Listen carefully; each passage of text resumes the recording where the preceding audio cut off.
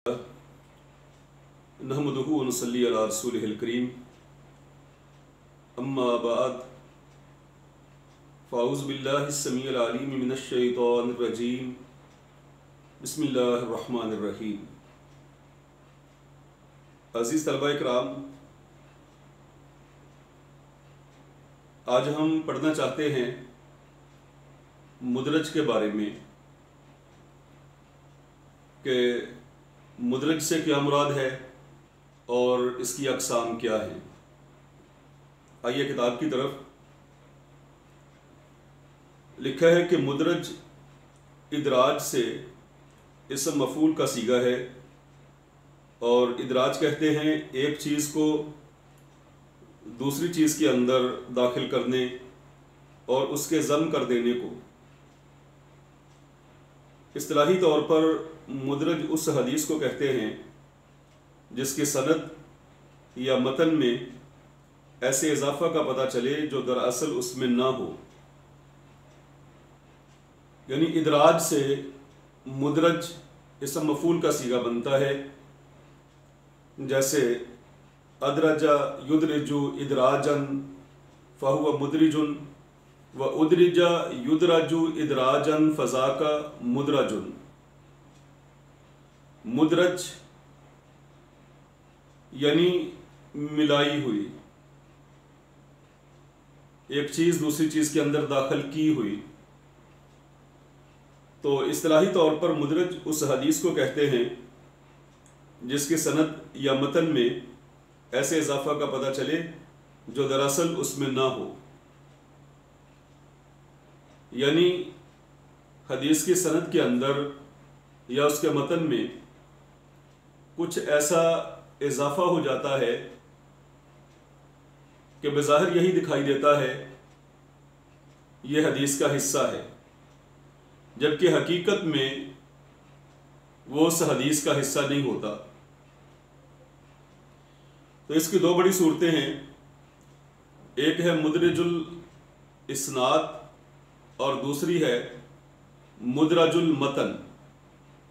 मुदरजुल इस्नाद और मुदरजुल मतन। तो यहाँ जो हम पढ़ना चाहते हैं वो है मुदरजुल मतन। लिखा है वो हदीस होती है जिसके मतन में ऐसा कलाम आ जाए जिसका हदीस के अल्फाज से ताल्लुक़ न हो। इसकी दो सूरतें हैं। ये कलाम कभी तो मतन की इब्तिदा में होता है, कभी दरमियान में, कभी आखिर में, और आखिर में इदराज अक्सर तौर पर होता है, इसलिए कि यह सूरत एक जुमले को दूसरे जुमले पर मातूफ करने से पैदा होती है। और दूसरी सूरत यह है कि मुदरजुल मतन की दूसरी सूरत यह है किसी सहाबी या ताबी या तबा ताबी के मौकूफ़ कलाम को नबी सल्लल्लाहु अलैहि वसल्लम की मरफू हदीस के साथ इस तरह से मिला दिया जाए कि दोनों में कोई इम्तियाज़ ना रहे। एक मिसाल से आप इसको अच्छी तरह से समझ सकते हैं। जैसे खतीब बगदादी रहमहुल्लाह ने एक रवायत नकल की है अन शुअबा अन मुहम्मद इब्न ज़ियाद अन अबी हुरैरा रज़ियल्लाहु तआला अन्हु क़ाल क़ाल रसूलुल्लाह सल्लल्लाहु अलैहि वसल्लम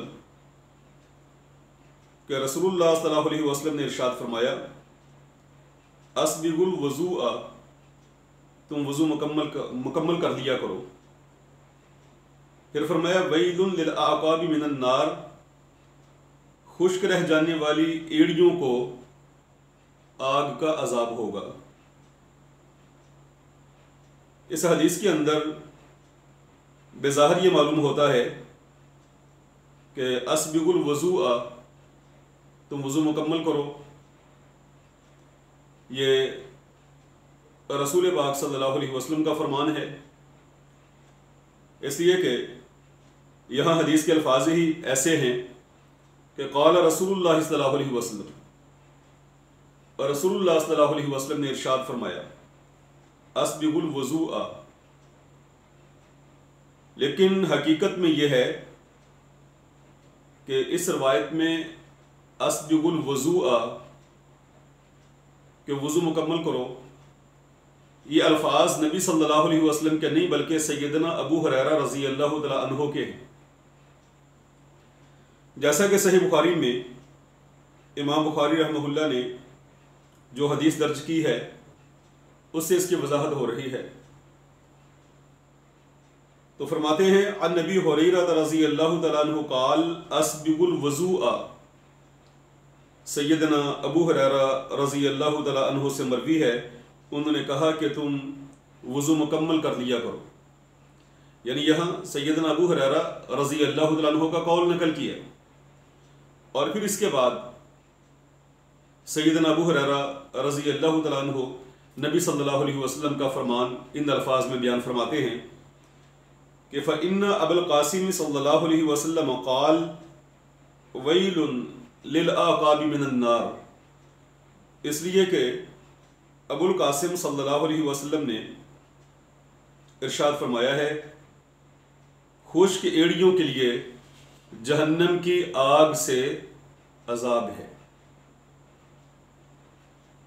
تو ایسے بعض دفعہ بعض احادیث کے اندر ایسا ادراج موجود ہے، اور یہ ادراج ہوتا کیوں ہے، اس کے کیا اسباب ہیں؟ کبھی ایسا ہوتا ہے کہ محدث حدیث بیان کرتا ہے اور حدیث بیان کرنے کے ساتھ ہی اس کا شرعی حکم بیان کر دیتا ہے، اور آگے شاگرد یہ سمجھتا ہے کہ شاید جو شرعی حکم بیان کیا گیا ہے یہ بھی حدیث کا حصہ ہے۔ اس طرح سے حدیث کے آخر میں ادراج ہو جاتا ہے، اور کبھی ایسا ہوتا ہے کہ محدث حدیث بیان کرنے سے پہلے اس سے جس مسئلہ کا استنباط کرنا چاہتا ہے، جو مسئلہ حل کرنا چاہتا ہے، اس کو پہلے بیان کر کے پھر آگے حدیث بیان کرتا ہے۔ تو اس سے بھی بعض دفعہ ایسا ہوتا ہے کہ کسی کو اشتباہ لگ جاتا ہے کہ شاید یہ جو پہلے چیز بیان کی گئی ہے یہ بھی حدیث کا حصہ ہے، اور کبھی ایسا ہوتا ہے کہ حدیث کے اندر وارد شدہ کسی لفظ کی محدث تشریح و توضیح کرتا ہے، اور اس تشریح کو بھی سننے والا سمجھ لیتا ہے شاید یہ حدیث کا حصہ ہے۔